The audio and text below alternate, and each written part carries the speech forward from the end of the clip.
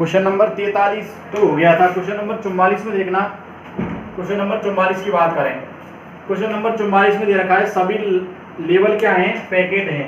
सभी लेवलों को क्या बता रखा है, यहाँ पर पैकेट बता रखा है। तो देखो सभी लेवल क्या हैं, पैकेट हैं, ठीक है। इसके बाद आगे पढ़ना, सभी मोबाइल पैकेट हैं तथा कुछ मोबाइल पैकेट हैं। कुछ मोबाइल को क्या कह रहा है, अरे कुछ मोबाइल पैकेट हैं और सभी मोबाइल केबल हैं। तो इस प्रकार से डायग्राम आएगा, सभी मोबाइल क्या हैं, केबल हैं। ये तो हो गया कथन। इसके बाद निष्कर्ष देखना। निष्कर्ष में पहला निष्कर्ष देखो, कुछ लेवल क्या है, मोबाइल हैं। अरे कुछ लेवल मोबाइल हैं क्या, पहले में देखो कुछ लेवल मोबाइल हैं क्या, पहला गलत है, नहीं है। फिर दूसरा देखना, कुछ केबल लेवल हैं क्या, कुछ केबल लेवल हैं क्या, नहीं है। तो ये दूसरा भी गलत है, मतलब यहाँ पर दोनों ही आपके गलत हैं। तो ऑप्शन नंबर ए सही है, दोनों ही गलत हैं। 44 में क्या है, ऑप्शन नंबर ए सही है। इसके बाद देखना क्वेश्चन नंबर 45। ये 45वां क्वेश्चन बेहद ही अच्छा क्वेश्चन है।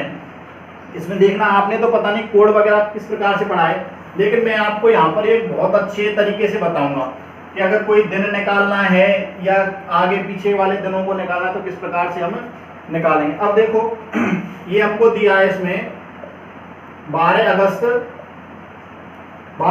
2003 को क्या दे रखा है, 12 अगस्त 2003 को क्या दे रखा है, गुरुवार दे रखा है। 12 अगस्त 2003 को गुरुवार है, तो बताइए 22 मई 2023 को क्या बार होगा, यही कुछ है ना। अब देखो एक चीज तो हमारी समझ में आ गई, अगर वर्ष सेम रहता, मतलब जैसे यहाँ पर 2003 पूछा है, यहाँ पर भी 2003 पूछता, तो अपन दिनों का डिफरेंस निकाल लेते। अगर दिन सेम रहता और वर्ष चेंज होते तो मतलब वर्षों का डिफरेंस निकाल लेते। अब देखो दोनों चीज चेंज हुई है, 12 अगस्त 2003 से 22 मई भी चेंज हुआ है 2023।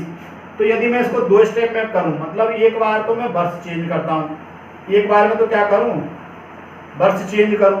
अब वर्ष चेंज कैसे करेंगे, मतलब 12 अगस्त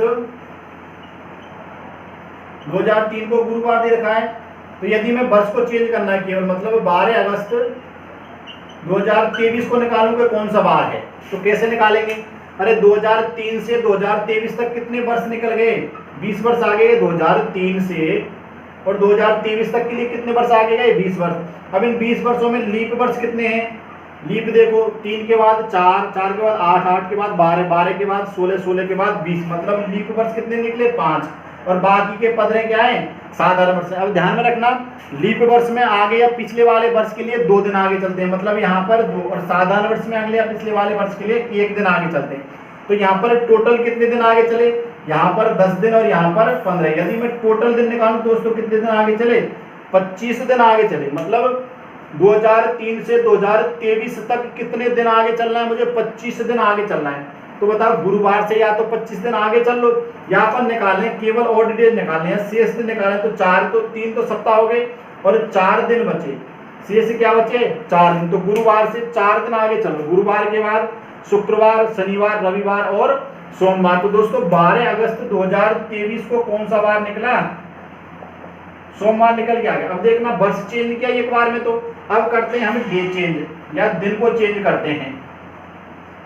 यहाँ पर दिन को चेंज करते हैं, जैसे हमारे पास 12 अगस्त, ध्यान में रख लेना, अब 12 अगस्त 2023 को कौन सा बार निकल के आ गया, सोमवार निकल के आ गया, ठीक है। तो अब हमने क्या निकालना, 22 मई 2023 को कौन सा बार है। अब देखो, अब वर्ष तो सेम है ना, मतलब दिन बदले। तो देखो 22 मई का पूछा है, तो पहले तो मई में बताओ कितने दिन बचे, अरे 31 की होती है मई, तो 22 से 9 दिन बचे। इसके बाद जून में 30, जुलाई में 31 और अगस्त में 12 दिन, ये बचे ना। अब देखो या तो इन टोटल करो, चलो टोटल कर लो, ये कितने हो गए, 39 और 70 82 हो गए, 82 दिन हो गए ना, 3 12 6 7 12 82 हो गए। अब देखना 82 दिन क्या चलना है हमें पीछे, देखो ना 12 अगस्त से 22 मई के लिए पीछे चलेंगे ना, तो 22 दिन पीछे चलो, या फिर अपन क्या करें, सप्ताह निकाल लेते हैं। 82 में दिया 7 का भाग, तो 11 7 77 कितना बचा, 5 दिन शेष बचे ना। तो देखो सोमवार से या तो 5 दिन पीछे चलो, सोमवार से 5 दिन पीछे चलो, या अपन 2 दिन आगे चल लें, या तो क्या चले 5 दिन पीछे, या क्या चल रहे हैं 2 दिन आगे। तो सोमवार से 2 दिन आगे, मंगलवार और बुधवार। तो 22 अगस्त या उसको 22 मई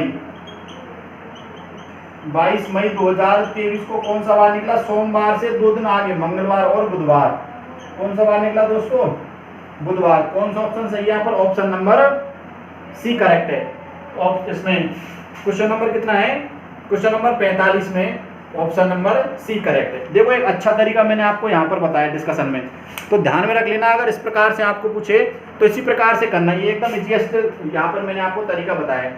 इसके बाद अगर इसमें कोई दिक्कत आए तो और पूछ लेना भले यहाँ, इसका एक स्क्रीनशॉट ले लेना। आपके पास तो ये वीडियो ऑफलाइन मोड में रहेगी तो इसका स्क्रीनशॉट ले लेना, एक बार और समझ लेना रिवाइंड करके। आप जितनी चाहे बार देख सकते हो, आपके पास ये ऑप्शन यहाँ पर मौजूद है। इसके बाद देखो क्वेश्चन नंबर 46 की बात करें। मोहन पूर्व की ओर चलना प्रारंभ करता है अचानक। देखो मोहन पूर्व की ओर चलना प्रारंभ करता है, ठीक है, और अचानक 225 डिग्री बाएं घूमता है। अब देखो 180 पे तो ये बिल्कुल विपरीत आ जाएगा। देखना वैसे भी इस प्रकार से होती हैं, ये 0 है, ये 90 है, ये 180 है, और ये कितना है? 270। 0 और 90 के बीच में 45 होता है, इन दोनों के बीच में 135 होता है, इन दोनों के बीच में 225 होता है, इन दोनों के बीच में होता है 315 डिग्री। मतलब यदि मैं एक के बाद 45 डिग्री जोड़ता जाऊं तो इस प्रकार से इनके बीच वाले कोण निकलते जाते हैं। अब देखो ये मोहन पूरब की ओर चल रहा था, पूरब की ओर चल रहा था, तो यहाँ से ये अचानक अपने बाएं, देखो अपने बाएं मतलब इसका बायां यही होगा ना, अरे यही तो है बायां, इधर तो दायां है। बाएं कितना घूमता है? यहाँ से ये 225 डिग्री घूमा, ठीक है, तो इस दिशा में जाने लग गया। फिर इसके बाद कहा गया अचानक अपने बाएं घूमता और 225 डिग्री चलता है। ये वाला कोण कितना हो गया? 225 डिग्री का। इसके बाद वह 90 डिग्री घूमता है यहाँ से। अब देख लेना यहाँ से 90 डिग्री किधर घूम रहा है? यहाँ से घूमता है वो 90 डिग्री अपने दाएं घूमता है। अब मुझे बताओ इसका दायां किधर होगा? अरे इसका दायां ऊपर ही होगा ना, इसका दायां ऊपर ही तो होगा इस वाले। अब इधर 90 डिग्री घूमता है, तो देखो यहाँ तक 45 डिग्री और यहाँ तक ये वाला कोण कितना है? यहाँ से दाएं घुमाऊं मैं, ये दाएं कितना 90 डिग्री घुमाया मैंने, इधर वाले से दाएं 90 डिग्री। तो अब ये वाली दिशा पूछनी है कि ये वाली दिशा कौन सी है, मोहन का मुंह किस दिशा में, तो ये वाली दिशा निकालनी। तो बताओ ये पूरब है, पूरब दिशा की ओर चल रहा था, ये कौन सी है? पश्चिम। ये कौन सी है दोस्तों? उत्तर। ये कौन सी है? दक्षिण है। तो मुझे बताओ इन दोनों के बीच वाली दिशा को क्या बोलेंगे? हम उत्तर पश्चिम बोलेंगे। तो मोहन का मुंह किस दिशा में है? उत्तर पश्चिम में। तो क्वेश्चन नंबर 46 में ऑप्शन नंबर ए करेक्ट है, ठीक है, उत्तर पश्चिम सही है। इसके बाद बात करें क्वेश्चन नंबर 47 की। एकदम अच्छा क्वेश्चन है, बेहतरीन क्वेश्चन है, इसमें तो हिल गए हो गए। चलो अच्छा प्रश्न है ये बहुत। देखो इसकी बात करें क्वेश्चन नंबर 47 की। क्वेश्चन नंबर 47 में क्या किया यहाँ? क्वेश्चन नंबर 47 में एक शब्द दे रखा है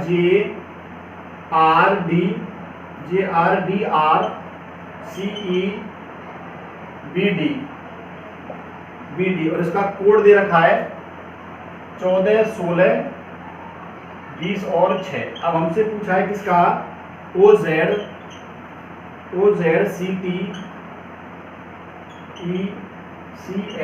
इसका ही पूछा है ना, ये डी है लास्ट में, OZCTECHD, ठीक है, यही पूछा है। अब देखो इसमें पहले इसका पता चलना है ये कोड किस प्रकार से। अब देखो इनके नंबर लिख लो, 10, 18, 4, 18, 3, 5, 2, 4, ठीक है। अब देखो पहला कोड 14 आ रहा है, तो कहीं ना कहीं इन दोनों को जोड़ रखा है, इन दोनों को प्लस किया तो 14 आ गया, ठीक है। इसके बाद देखना दूसरे वाले कोड में अंतर कर रखा है उसने, 18 में से 2 घटाया तो 16 आ रहा, ठीक है। इसके बाद देखो तीसरे वाले कोड में इनको मल्टीपल कर रखा है, देखो 4 पंजे 20, यहाँ पर मल्टीपल कर रखा है। चौथे वाले कोड में देख लेना, अरे चौथा वाला कोड ये बच गया ना, ये दोनों बच गए। 18 में 3 का भाग दे रखा है, मतलब भाग दे रखा है, इस वाले में भाग दे रखा है। 18 में 3 का भाग दो तो 6, मतलब पहले क्या किया उसने? जोड़ किया है, इसके बाद बाकी किए, गुना किया है और भाग, इसमें चारों संक्रियाएं काम ली हैं। तो मतलब यदि मैं इनके नंबर लिखता हूँ 15, 26, 3, 20, 5, 3, 8 और 4, तो पहले जोड़ करो, 15 और 4 कितने आ गए? 19 आ गए, पहले जोड़ किया, फिर बाकी करो, मतलब 26 में से 8 घटाओ कितना आएगा? 18। फिर इसके बाद गुना करो, यहाँ पर गुना करो इनको, तो 3 गुना 3 कितना हो जाएगा? 9 हो जाएगा। फिर भाग दो, 20 में 5 का भाग दो, कितना निकलेगा? 4 निकलेगा। तो 19, 18, 9 और 4, या 0,9 और 0,4 इस प्रकार से हैं। तो यहाँ पर कौन सा ऑप्शन सही है? देखो 47 में सी सही है। अच्छा क्वेश्चन है, चारों संक्रियाओं का प्रयोग किया है यहाँ पर। इसके बाद बात करें क्वेश्चन नंबर 48 की।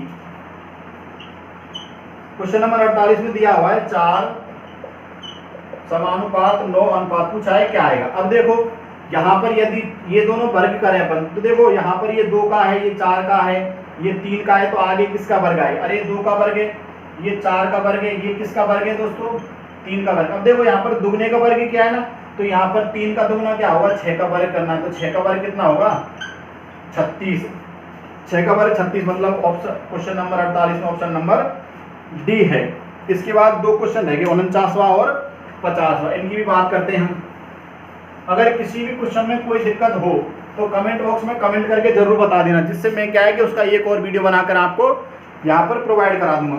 अब देखना क्वेश्चन नंबर 49 की बात करें। क्वेश्चन नंबर 49 में दिया है PVNF CJUL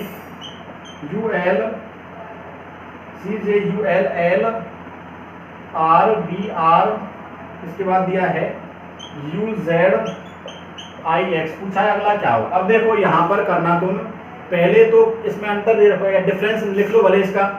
यहाँ पर तो देखना इसने +9 किया है। देखो एक चीज तो बता देता हूँ, Z कितना होता है? 26। E इसके बाद 27 लिखो या 1 लिखो।